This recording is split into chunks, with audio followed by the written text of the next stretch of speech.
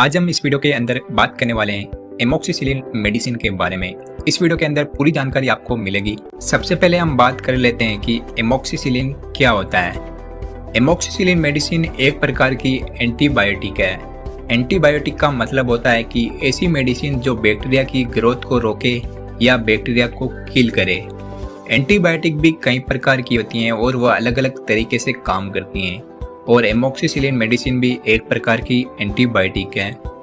Amoxicillin medicine का बच्चों और बड़ों दोनों के अंदर ही काफ़ी ज़्यादा यूज किया जाता है। एमोक्सिसिलिन मेडिसिन को 1958 में खोजा गया था और 1972 में इसका मेडिकल यूज होने लगा था। WHO के अनुसार ये मेडिसिन काफ़ी ज़रूरी मेडिसिन है और ये काफ़ी ज़्यादा सेफ मेडिसिन है।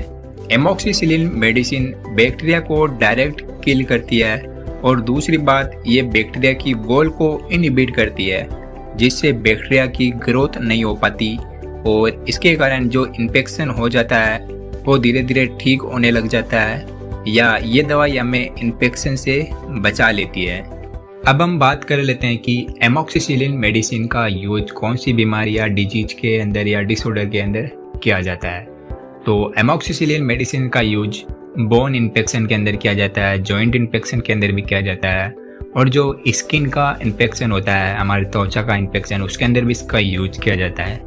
और इसका यूज ईयर इन्फेक्शन यानी जो कान के अंदर इन्फेक्शन हो जाता है उनके अंदर भी किया जाता है और जो बाइलरी ट्रैक्ट इन्फेक्शन होता है हमारे स्टोमक के अंदर, पेप्टिक अल्सर हो जाते हैं हमारे स्टोमक के अंदर, या जो इंटेस्टाइनल इन्फेक्शन होता है उसके अंदर भी इसका यूज किया जाता है, जैसे कि टाइफाइड बुखार हो जाता है। और इसका यूज यूरिनरी ट्रैक्ट इन्फेक्शन यानी यूटीआई के अंदर भी किया जाता है और इसका यूज हमारे माउथ के अंदर जो इन्फेक्शन हो जाते हैं तरह तरह के बैक्टीरियल इन्फेक्शन, उसके अंदर भी इसका यूज किया जाता है। और हमारे स्किन के ऊपर जब कभी चोट लग जाती है तो चोट को जल्दी भरने के लिए भी इसका यूज किया जाता है।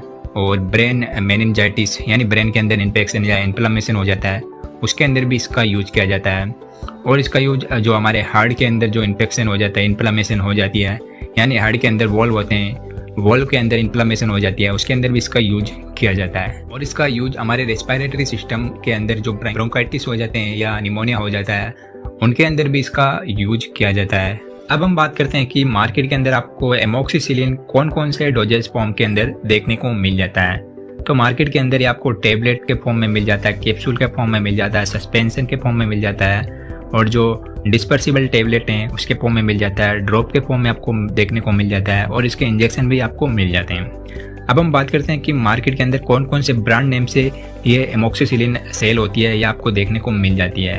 तो मार्केट के अंदर आपको ये नोवामैक्स, मोक्सीलाइन, मोक्सीटास, ब्रोमोक्स और भी बहुत सारे मार्केट के अंदर आपको ब्रांड नेम से एमोक्सिसिलिन की मेडिसिन देखने को मिल जाती है। अब हम बात करते हैं इसके साइड इफेक्ट के बारे में। इसका ये साइड इफेक्ट है कि आपको डायरिया हो सकता है। डायरिया अगर किसी को हो जाए तो उनको तुरंत डॉक्टर से सलाह लेना चाहिए। और इसका एक और साइड इफेक्ट है कि आपको नोजिया हो सकता है, वोमिटिंग हो सकती है, स्किन के ऊपर रेसेज आ सकते हैं, आपको खुजली हो सकती है और आपके जो चेहरे पर या माउथ के ऊपर आपको सूजन आ सकती है। तो ये इसके साइड इफेक्ट हैं। अब हम बात कर लेते हैं एमोक्सिसिलिन मेडिसिन की डोज कैलकुलेशन के बारे में, यानी पेशेंट को कितनी दवाई देना है। कोई भी दवाई किसी मरीज को दी जाती है तो मरीज का वेट देखा जाता है या मरीज की जो उम्र या एज होती है वो देखी जाती है और मरीज की प्रॉब्लम कितनी है, यानी उसको बीमारी या डिसऑर्डर कितना ज़्यादा है तो वो देखा जाता है। तो उस आधार पर कोई भी मेडिसिन होती है वो दी जाती है।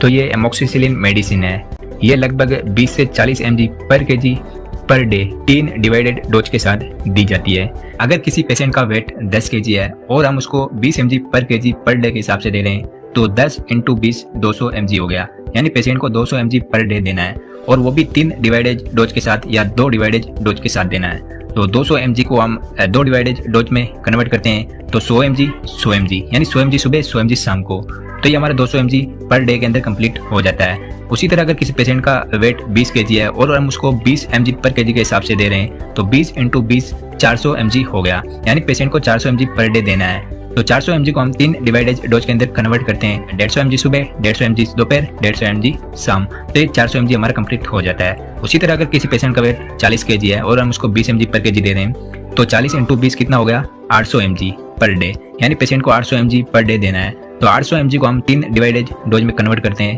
तो 250 mg सुबह, 250 mg दोपहर, 250 mg शाम, तो ये हमारा 800 mg पर डे कंप्लीट हो जाता है। तो इसी तरह आप किसी भी पेशेंट का डोज कैलकुलेशन बहुत ही आराम से या बहुत ही इजी वे में कर सकते हैं।